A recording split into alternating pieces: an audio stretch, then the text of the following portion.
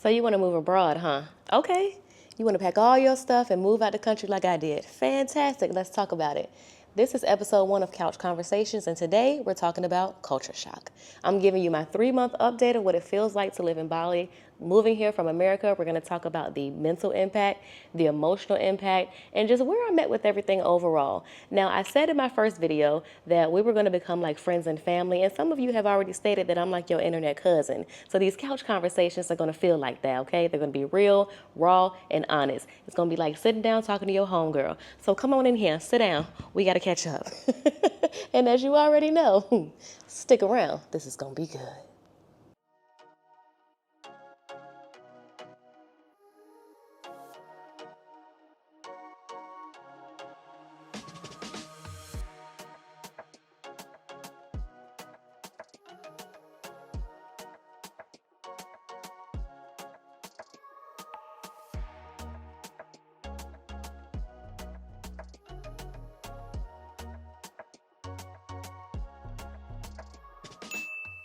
Welcome back to Nomadically Bri, and if you're new here, take some time to go back and catch up on all the videos. I explain on my channel my journey of moving from America to Bali and all the things, right? So, Couch Conversations, episode 1, again, is about culture shock. Now, what I want to do first is define culture shock. So, I had an idea of what I thought it meant, but when I did the actual research on it, I was like, oh, that's exactly what I'm experiencing. That's why I'm over here crying and chipping on my couch. Oh, child. Okay.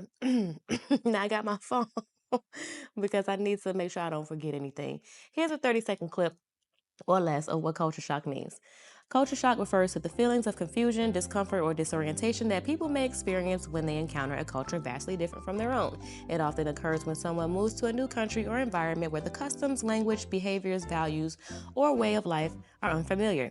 The experience of culture shock typically involves 4 stages. Honeymoon stage, initial excitement and fascination with the new culture.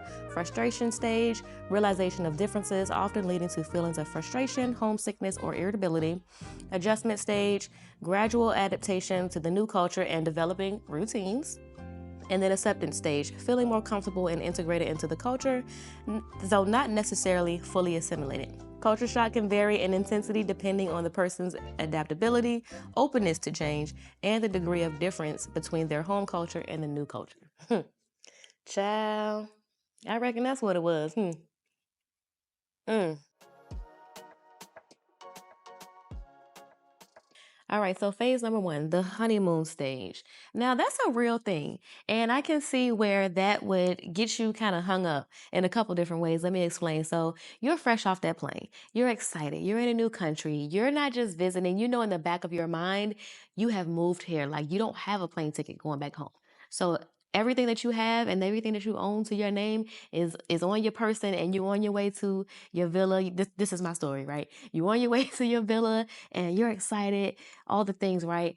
And just everything is hitting you all at once. The reality of this move, the new smells, the new environment, the new people, faces, the styles, the culture, just even the different sounds of, the temple noises and all the honking horns from the motorbikes and just all the things, right?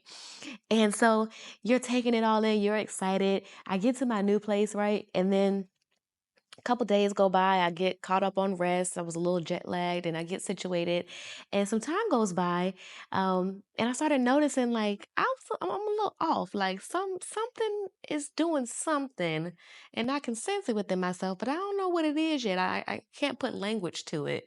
Um, and I'm gonna talk about what that was in a little bit, but at the time, right, I'm like something is something.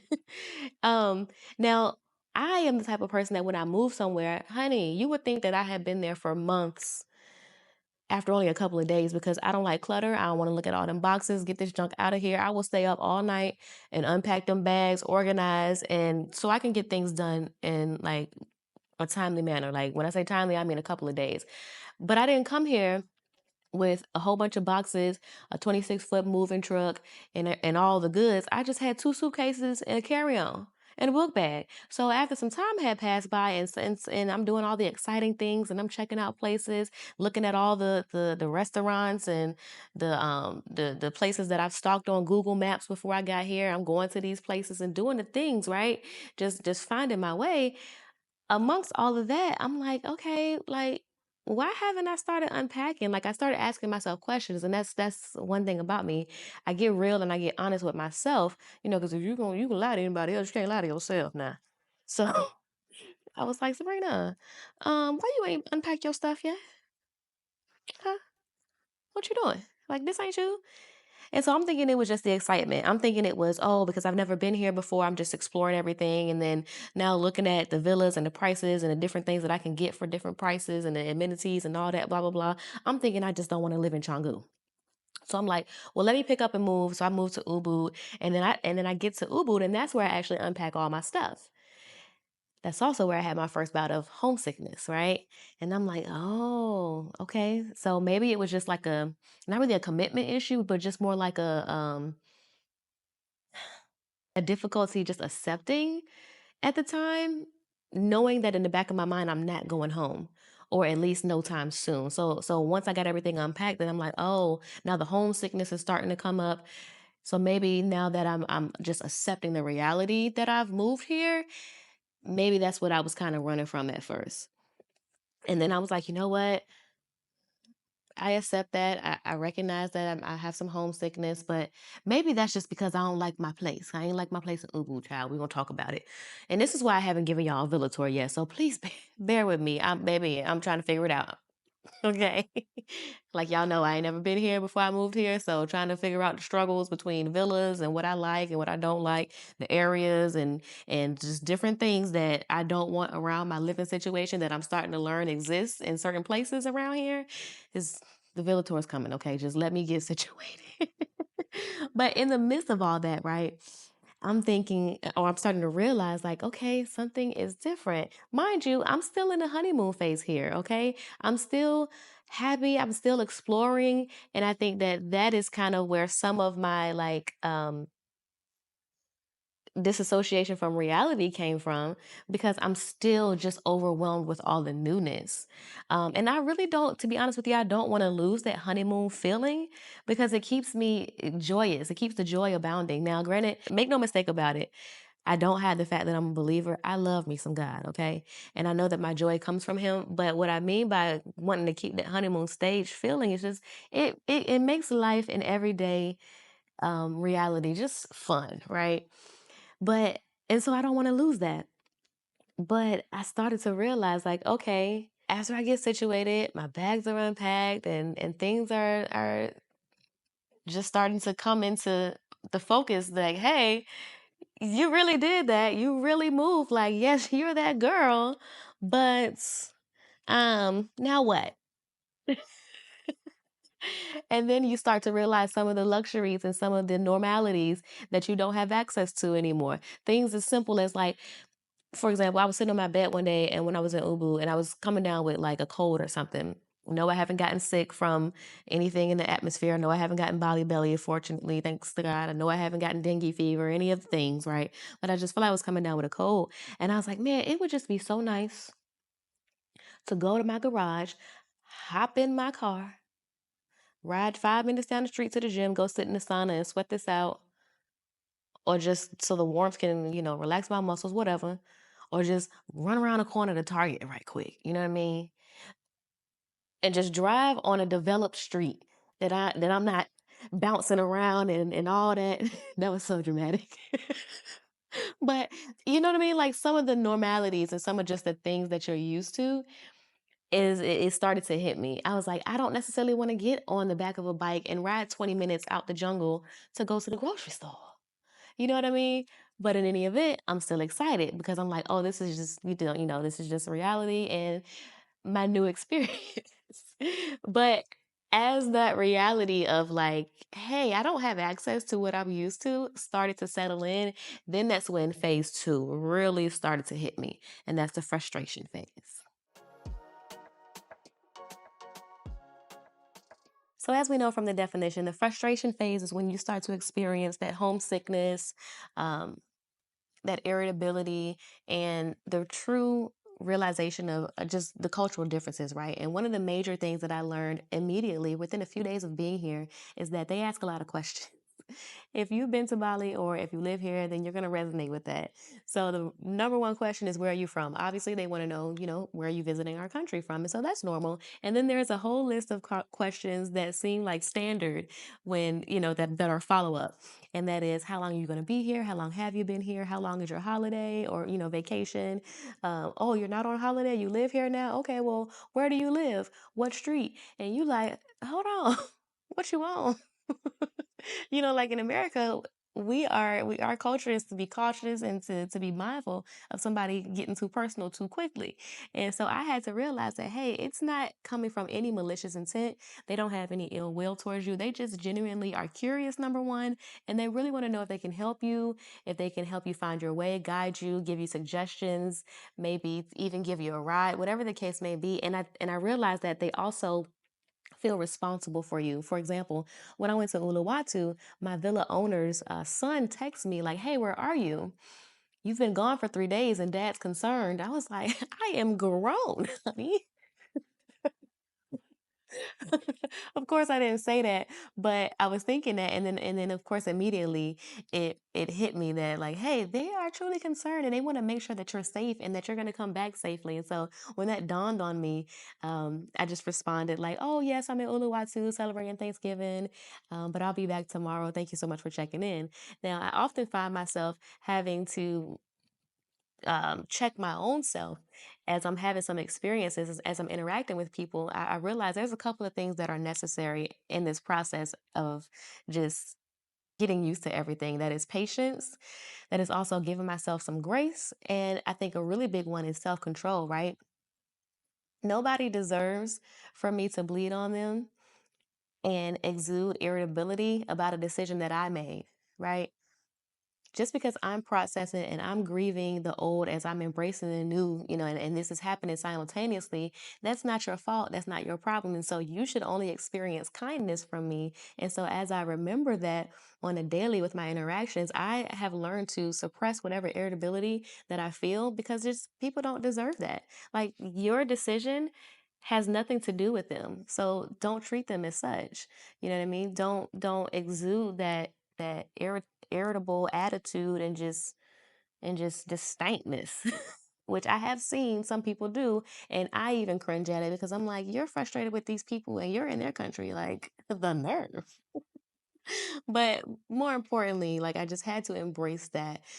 Sometimes they ask a lot of questions, and like I said, the "where are you going" question, or "where are you at," it just seems a little off-putting at first. But I love the fact that I feel like I have been embraced by a culture that feels responsible for you. So that is the beautiful part of it all. And again, it's an adjustment period, it's a process, right? Something else that I realized that I felt a little frustrated by, in terms of cultural differences, is that what we know in America as personal space, it's a little different, right? I think that they are operating out of the mindset of, hey, we're all existing in this space together, and it is what it is. You in my way, I'm in your way. We just gonna shuffle past each other, and it is what it is. Now, if you're from Bali or you've been here for an extended period of time, maybe you can help me understand that in the comments or whatever. But I found myself feeling like, dang, like, you're gonna just walk that close to me, in front of me, and you're not even gonna say excuse me? Okay. Again, not saying these things out loud. I'm actually kind of laughing to myself because I'm realizing that, hey, things are different, homegirl. Like, this is not America. And what you know to be a social norm for you doesn't necessarily exist. And if it does, it just exemplifies itself in a different way. So you got to be okay with that. So if anything, I'm not upset with the people or their cultural differences from mine. I'm more so laughing at myself as I embrace it, right? So that was a thing, like, just understand the personal space aspect, and social cues are a little bit different. um, Also, like, I had when I went to church one day, this lady was sitting beside me, and she just looked at me. She's like, "You're so pretty, and where are you from?" And all the questions, right? And then she just started just touching my hair, and I was like, "Hey."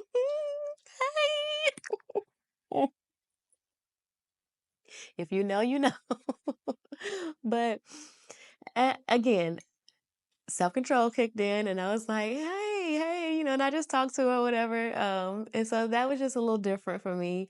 And then, like, for example, I was in the mall one day and these two girls walked past and they were like, "Oh my God, you're so pretty. And your hair, you look so nice. And I wish my hair can do that. And oh, where are you from?" And then, and again, all the questions. And they were just um, so warm and welcoming and so nice.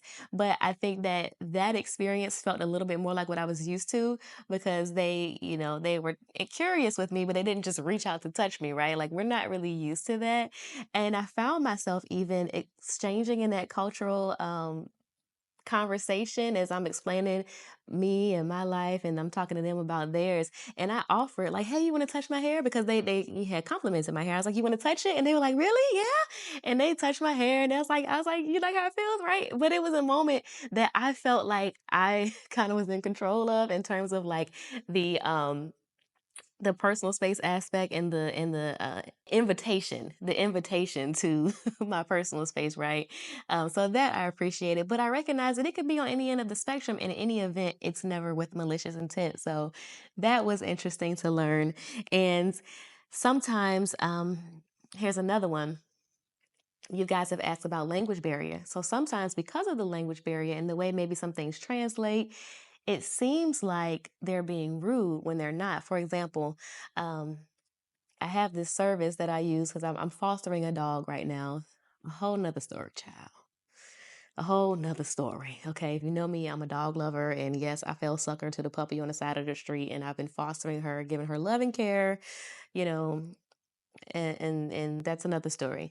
But I was leaving for a few days and I needed to put her in doggy daycare.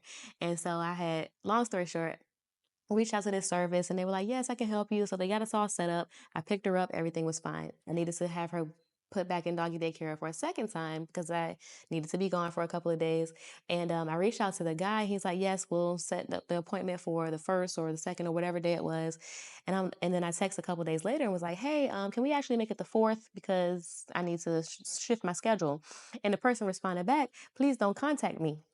And I was like, "Oh, okay." What I do? He was like, "I gave you the contact for the guy already." I'm thinking that this was the contact for the person that's gonna pick her up and drop her back off or whatever. But apparently it was a person that I need to go through for reservations. But that wasn't explained. And I was like, "Oh, I thought it was you because I had done all the stuff with you." Now, don't bite my head off because in text message and in that being the first response, I did feel like it was rude, right? And I was like, "I'm sorry, I hate that I bothered you. Um, but I think that was a little bit rude." And he was like, "Rude?" I said, "Please." And that's when it hit me. And I was like, again, the difference in just how they communicate and then whether it's and then with the barrier, and then maybe the translation, it's just very matter of fact, right? And so I ended up apologizing, like, "I apologize, that wasn't rude. You're right. You did say please. Please forgive me. Um, have a blessed day." And then, we laughed and we smiled through and at each other in text messages and all that stuff. And I was like, man, English is his second language, and he said please, but in our culture, if you tell somebody please don't contact me, you're like, "Oh, okay, well, excuse me." Right? So again, learning experience, just a learning experience. Now, last example is I went to the pharmacy one day when I first got here because I don't know if it was the sun or if it was the water, but my skin broke out and I was itching. And so I walked in there and I'm like, "Hey, I need some type of cream or something to put on my skin. I'm itching and I don't know if it's hot or whatever." And so she's like, "Okay, yes, go to the counter and explain your situation." So I go to the counter and the lady was like, "Hello, what's your problem?" And I was like, I'm itching." And again, it was just so funny. And I'm laughing at myself because I'm like, "Girl, this is amazing." But at first I was like, "What?" Because at home, like if you hear what's your problem, it's like I don't have a problem. Like, but we can have one if we need to. You know what I mean? Like that's how we think at home, but it's quite literal. What is the problem that you have so I can recommend a product? Okay. Oh, I lied. One more example. So I was getting a custom painting made, this one right here, right? And I found a guy on Marketplace, Facebook Marketplace, and all he had of his products were stock images. So I said, yes, I want this one. I want the gold frame. And I'm like, just asking questions to make sure it's going to be what I ordered and what I'm hoping it will be. Because I don't see any real work. I just see stock images. And so I'm like, hey, is it going to be this? Is it going to be that? And, is it going to look exactly like the picture? And he's like, yes, just calm down. And again, at home, when you hear things like "just calm down," you're like, "I am calm. Like, what you talking about?" But I think the way that it translated and what he meant was something more along the lines of, "Oh, no worries, I got you. Yes, yes, don't worry about it. I got you." But it translated in the way that it came across was just calm down, and I was like, "I am calm." And again, as I was interacting with him more and more, I just realized that it was very quite literal, like, be calm, I got you. And now he calls me sis and I call him bro, and it's amazing. So don't take any of my experiences and beat me up about them. If anything, I laugh about them to myself. I don't exhibit any, ill feelings or frustration to the people. I just kind of recognize it within myself. I check it and apologize as necessary, and I just laugh it off. But those are some of the things that immediately stuck out to me that made me frustrated at first, and I was like, "Oh my goodness, oh man, this is amazing." And then over time, now being here 3 months, I started to kind of move a little bit into the adjustment phase, and so let's talk about that. So the adjustment phase is quite literal. It is exactly what it sounds like. And definition wise, again, it's about gradual adaptation to the new culture and developing routines, to which I'm realizing is very necessary. Bali time or island time, if you will, is a real thing. It's a slower pace of life. It's not all go, go, go, move, hurry up, get out of my way. And I've adjusted to that. Even for example, like going to restaurants, things take a little bit more time. They are really putting their heart and soul into their craft and the artistry of whether it's something as simple as your dinner, your coffee, or just things in general. Right. So adjusting to that, the fact that it's not just all hurry up, it's not all fast paced, it's not all just, you know, you place an order and immediately it comes out, or sometimes you have to learn how to wait. So again, a part of the adjustment for me is realizing that patience is a virtue. And the difference of culture in terms of the slower pace of life is a good thing. Like, and embracing the fact that, hey, this is actually good for you.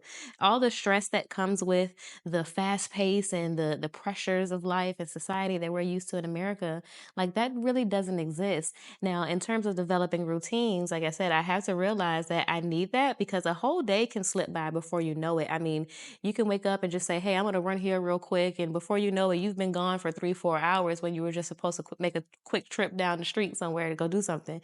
And so making sure I set my intentions is a part of my adjustment phase. What is it that I want to do for the day, whether that is be productive with my channel or some other self-developmental things, so making lists and sticking to them, still a work in progress, in all transparency. I'm not perfect. And so as I'm adjusting and realizing that routines are necessary, just for me being able to flow in a way that's comfortable for me. That's a thing. And then just again, slowly adjusting to the difference of culture. Like inside of my apartment, for example, um, again, it looks like everything that I know at home, like an apartment that I used to have. And then when I go outside, boom, all of Asia. So adjusting to the fact that, hey, your lens has changed. You don't see things differently. You don't look at life differently. And this is good for you.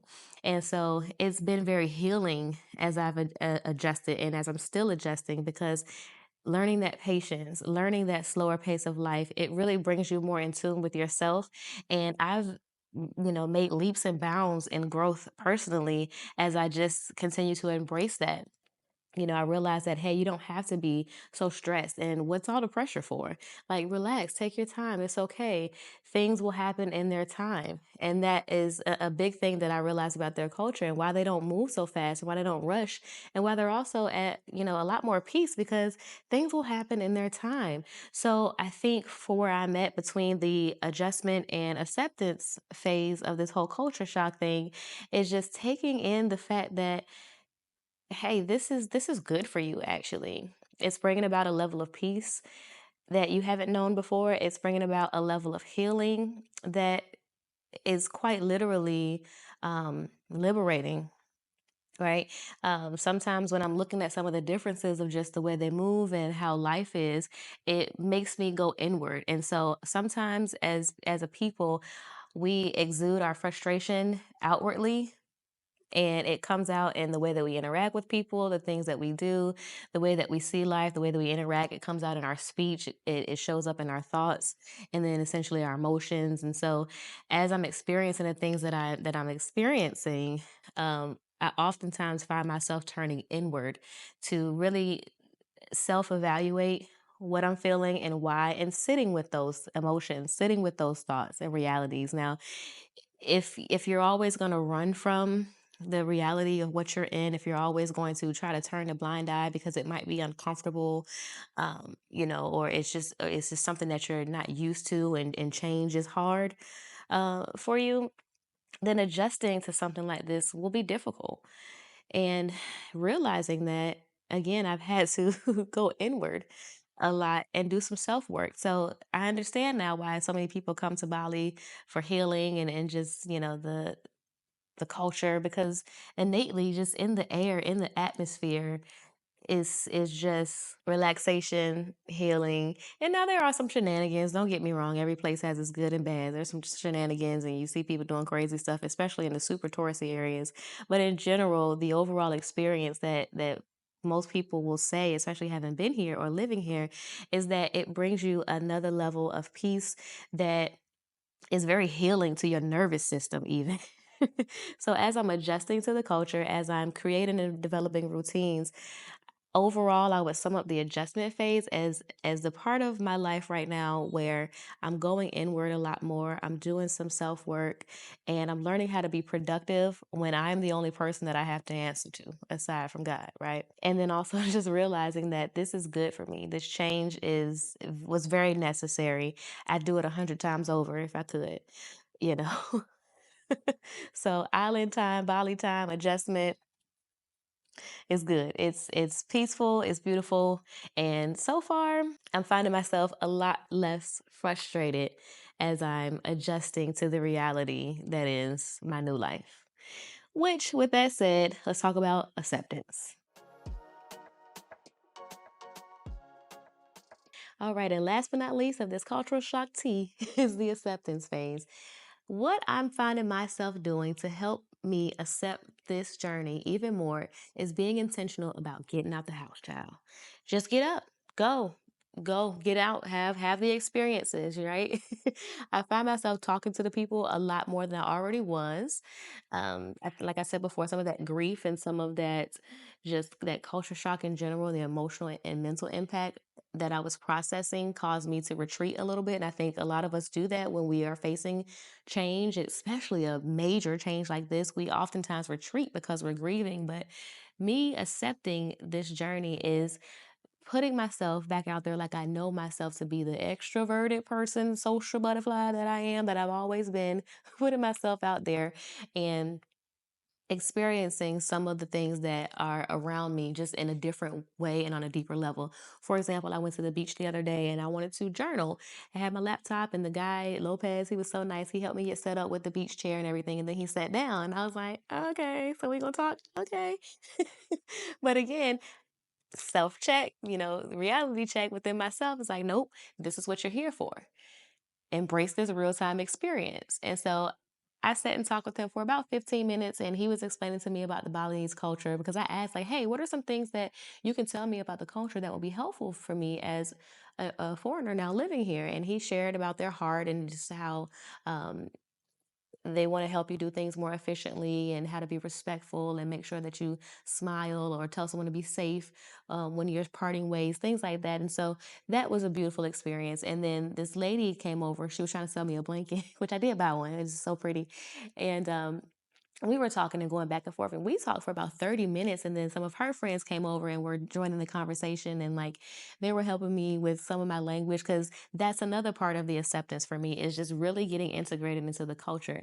I don't know, I can't say yes or no. I don't know if I'm going to become fluent in the language, but I have started to learn some basic phrases that can show that I'm trying. And I felt really good when I had someone tell me at a restaurant, one of the workers, like, thank you for learning our language. Thank you for showing that you care. And that like, it really gave me chills. I was like, oh man, that's amazing.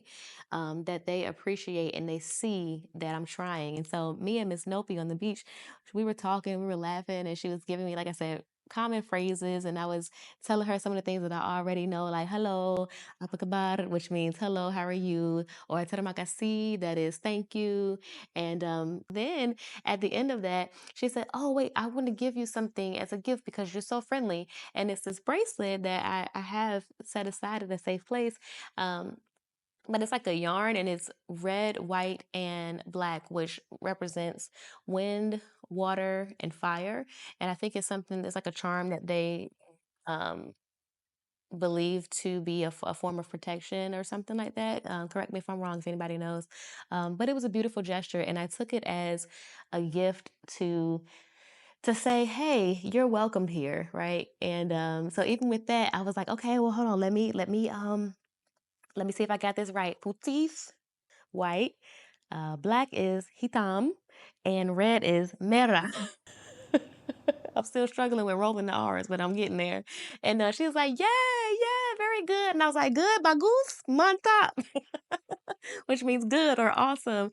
And we were just laughing. And then when that whole experience was over, I was like, see, Sabrina, like this is what you're here for, these real time experiences. And so accepting that, hey, it's okay to come out of that bubble that you're in of just trying to be focused. Like that's that American culture. That's that, leave me alone. I'm focused. Everybody's worried about themselves. Dog eat dog. Don't talk to me, blah, blah, blah. And coming out of that to say, hey, accept what's around you and do so with intention and for the sake of understanding, right? Learn and understand what's around you so that you can not only embrace it for yourself, but so that you can actually be a vital part to the society here and give yourself in a way that could be helpful for them.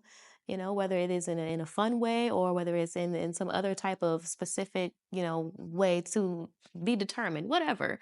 But come out of that selfish mentality a little bit, just being honest with you, right? We all have the selfish tendencies, but come out of that for a little bit so that you can feel a lot better. Another way that I found myself accepting this just the journey that I'm on right now is getting plugged into a church. Like I found a beautiful church, and yes, they have Christian churches here, right? And I find myself getting connected and starting to be involved and having those conversations with people in church, outside of church, and that has started to also make me feel like, hey, not only am I accepting of the culture that I have been placed into, they're accepting of me. Like they communicate back, they love me back. And so that's another way that I'm just finding myself accepting the reality. So overall, in a sense of accepting, it's about getting out there, being intentional, enjoying the real time experiences, while having a routine is necessary, also enjoying the spontaneity of, what the day can offer you, if you will. So I'm enjoying it. And I think that I am now accepting it even more. Overall, it started out as, oh, this is amazing. And I'm looking through the rose colored glasses. And then it started to like, okay, like, what is this? To ultimately now feeling myself being more at peace and more understanding, more patient, more grace filled towards myself and others, and overall just appreciative of this new experience, new chapter in my life that is proven to be so good for me. So that is what I would explain about culture shock and my version of it, my personal experience. Again, these are my thoughts, my opinions, my experience of what has taken place for me. So I hope you enjoyed. So overall, family, those are my experiences with culture shock. That's how it's shown up in my life. Now, let me know if you've ever experienced culture shock. Like, did you move from one part of America to another, like north to south or east to west and vice versa, and it was just completely different than what you thought it was going to be? Or did you even move out of the country completely? Like, let me know that your girl is not alone here. I would love to hear from you in the comments. And that's what these couch conversations are for. It's like talking to your friend. We're going to keep it raw, we're going to keep it real, and we're going to keep it honest. Now, I've really enjoyed doing this. If you have any questions or if you have anything specifically you want to hear me talk about, let me know in the comments. And as always, thank you for coming to Nomadically Bri. Bye.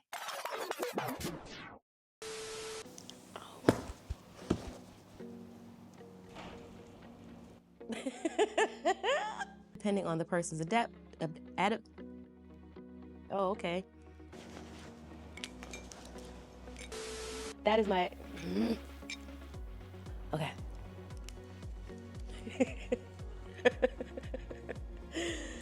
Oh Lord. Lord. Welcome back to Nomadically Bri. Oh my God. And welcome to Couch Conversations, episode 1. Now, okay. I had to find it in my notes. When someone moves to a new country, I should burp during the definition. Start over. What's wrong with me? What? Oh, come on. Oh boy, I'm fighting for my life in here. Alright, for real. Alright, for real. I ain't got time. Welcome to Couch Conversations. Blah.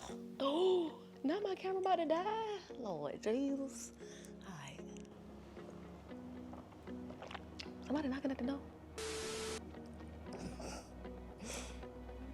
I don't like that.